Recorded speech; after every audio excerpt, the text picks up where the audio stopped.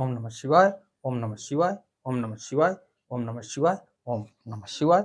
आपको फिर पुनः ले चलते हैं भोलेनाथ के श्री शिव महापुराण की कथा रुद्र संहिता पार्वती खंड के अथ 20वें अध्याय 20वें अध्याय में, जिसमें आपको मिलेगा शिव की क्रोधाग्नि का वाडवा रूप धारण और ब्रह्मा द्वारा उसे समुद्र को समर्पित करना।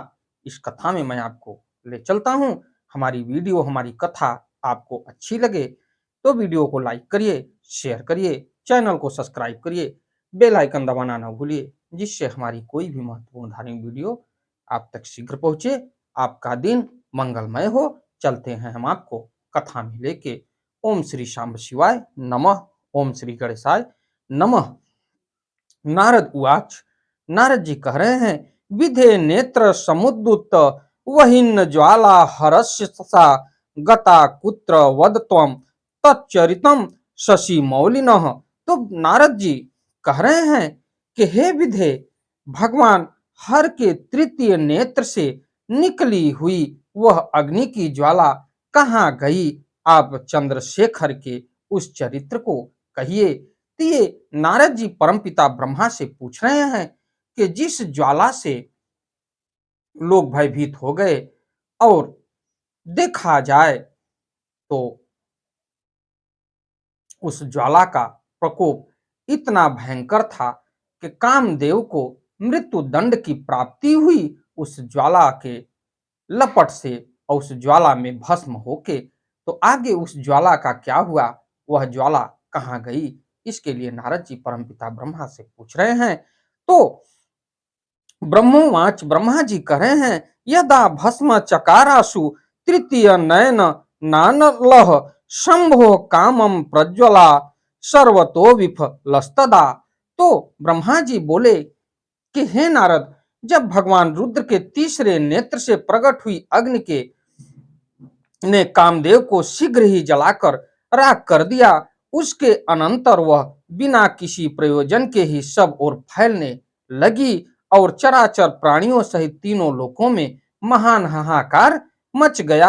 हे तात, तब संपूर्ण देवता और ऋषि शीघ्र ही मेरी शरण में आए, परमपिता के शरण में गए। उस ज्वाला से भयभीत होके उस सब ने व्याकुल होकर मस्तक झुकाकर दोनों हाथ जोड़कर मुझे प्रणाम कर विधिवत मेरी स्तुति करके अपना दुख निवेदन किया।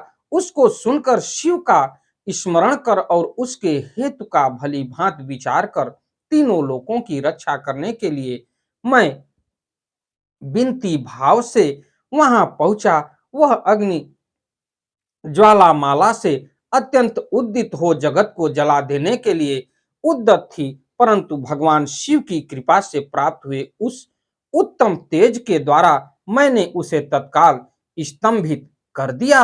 हे मुने, मैंने त्रिलोकी को दग्ध करने की इच्छा रखने वाली उस क्रोध मैं अग्नि को सौम्य ज्वाला मुख वाले घोड़े के रूप में परिवर्तित कर दिया और भगवान शिव की इच्छा से उस वाडव शरीर वाली अग्नि को लेकर जगतपति मैं लोक हित के लिए समुद्र के पास गया। और हे मुने, मुझे आया हुआ देखकर समुद्र एक दिव्य पुरुष का रूप धारण करके हाथ जोड़कर मेरे पास आए और मुझ संपूर्ण लोकों के पितामह की भली भांति स्तुति करके वह सिंधु मुझसे प्रसन्नता पूर्वक कहने लगे। तो सागर उवाच, समुद्र क्या कह रहे हैं, इसके लिए मैं आपको आगे ले चलता हूं। क्योंकि जो ज्वाला थी उस ज्वाला को शांत करने के लिए परमपिता ब्रह्मा जी को जाना पड़ा और घोड़े का रूप धारण करके उस ज्वाला के लिए परमपिता ब्रह्मा समुद्र के पास गए। तो समुद्र क्या कह रहे हैं कि मर्थ मां गतोषित्वम ब्रह्मण्यत्रा खिलाधिप तन्निदेशय सप्रीत्या मत्वा माम च स्वसेवकम। तो सागर बोले, हे ब्रह्मन, हे सर्वेश्वर, आप यहाँ किस लिए आए हैं? मुझे अपना सेवक समझकर आप प्रीति पूर्वक उसे कहिए। सागर की बात सुनकर शंकर का स्मरण करके लोक हित का ध्यान रखते हुए मैं उससे प्रसन्नता पूर्वक कहने लगा। ब्रह्मोवाच, ब्रह्मा जी कह रहे हैं, शृणुतात महाधि मन्म सर्वलोक हितावह वचम्य हम प्रीततः सिंधो शिवेच्छा प्रेरितो हृदय।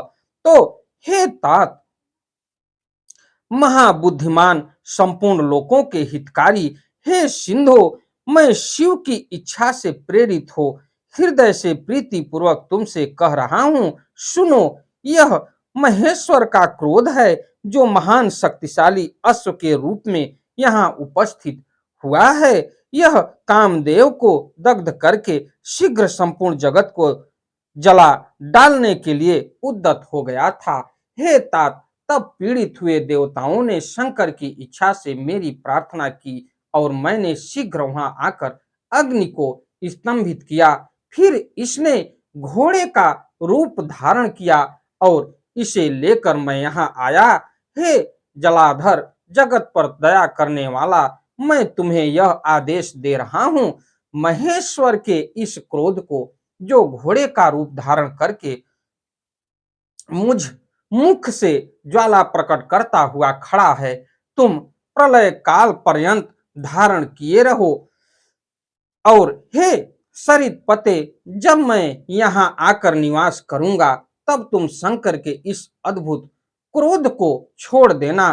तुम्हारा जल ही इसका प्रतिदिन का भोजन होगा। यह तुम यत्न पूर्वक इसे धारण किए रहना, जिससे यह अन्यत्र न जा सके।